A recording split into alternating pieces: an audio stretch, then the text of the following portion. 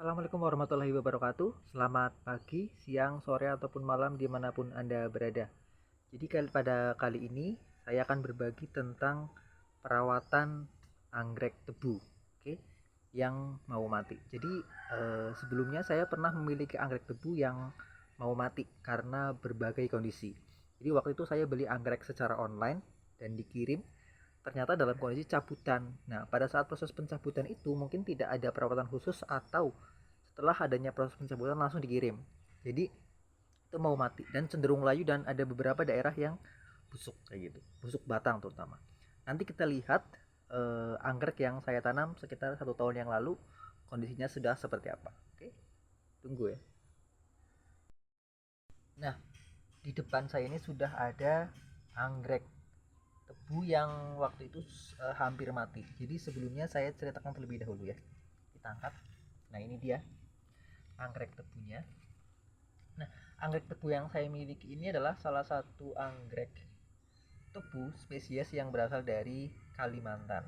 Nah, perlu diketahui bahwa anggrek tebu ini memiliki ciri fisik atau morfologi batang yang seperti ini, batang yang lumayan besar seperti itu, dan tingginya mampu mencapai sekitar 3 meter. Tapi yang saya punya ini masih kecil karena waktu itu saya beli masih seharga Rp50.000. Dan kondisinya cuma satu batang yang satu batang yang ini dan yang satu mati. Nah, perlu diketahui semua anggrek tebu pasti memiliki akar di atas tanah. Seperti ini bisa dilihat. Nah, ini anggrek tebu ini memiliki akar di atas tanah yang disebut sebagai akar nafas. Biasanya akar nafas ini muncul di atas tanah. Oke. Nah, untuk ciri yang lainnya adalah daunnya seperti ini, menyamping. Bisa seperti pohon kelapa yang masih muda. Kemudian untuk media tanam yang cocok atau pas untuk anggrek tebu ini berbagai bentuk ya. Ada yang menggunakan campuran pakis cacah, kemudian tanah, pupuk kandang, serta menggunakan kokopit. Tapi yang saya gunakan ini cuma tanah, pupuk kandang, dan sekam. Itu digabung menjadi satu dengan perbandingan 1:1:1. Kemudian untuk anggrek tanah sendiri bisa bertahan hidup di daerah yang panas. Jadi anggrek tanah ini tidak terlalu suka dengan daerah yang dingin atau terlalu banyak air, tidak suka daerah yang lembab.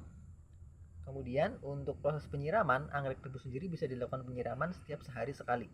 Kalau misalnya tidak ada air hujan. Tapi kalau misalnya terkena air hujan bisa tanpa siram juga bisa. Yang penting untuk anggrek tanah terkena sinar matahari secara langsung. Nah, lain hal cerita jika memang berbeda di alam ya. Karena kalau di alam itu banyak sekali anggrek tebu yang menempel pada pohon atau tanah yang begitu besarnya.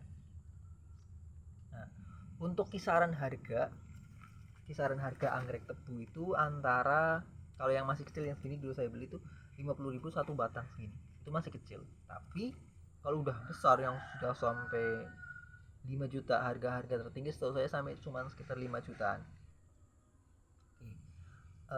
Dulu yang saya beli itu kondisi mau mati. Nah, ini batangnya udah mulai rusak ya, tapi kayak terbakar kayak gitu. Jadi saya tanam. Nah, waktu itu barang yang sampai saya rumah, waktu sampai rumah itu langsung saya rendam ke dalam air, kemudian dimasukkan ke media tanam yang tadi saya sebutkan dan ditanam.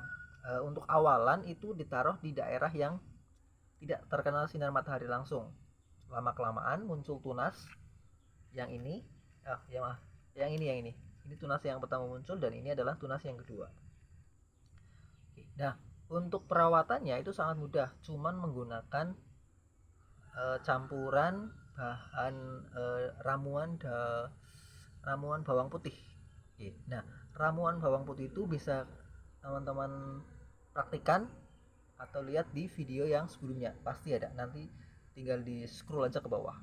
Nah, Ramuan bawang putih itu setelah dibuat tinggal dicampurkan aja, dan waktu yang paling efektif itu di pagi hari, seperti itu.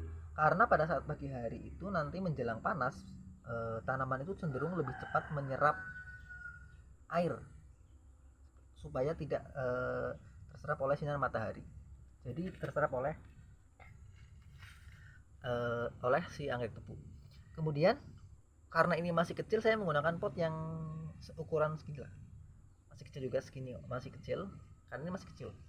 Tapi kalau nanti sudah besar, akar napasnya udah mulai kelihatan seperti ini, nanti bisa dipindah ke media pot yang lebih besar dengan aturan atau media yang sama, seperti itu.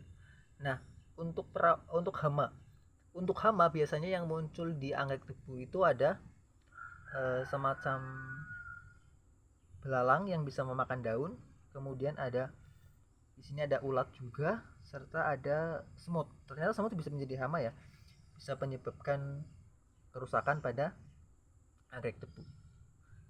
Oke, kira-kira buat teman-teman ada yang mau request atau ada yang mau ditanyakan, bisa komen di bawah ya. Oke, kurang lebihnya mohon maaf. Billahi taufiq wal hidayah. Assalamualaikum warahmatullahi wabarakatuh. Sampai jumpa.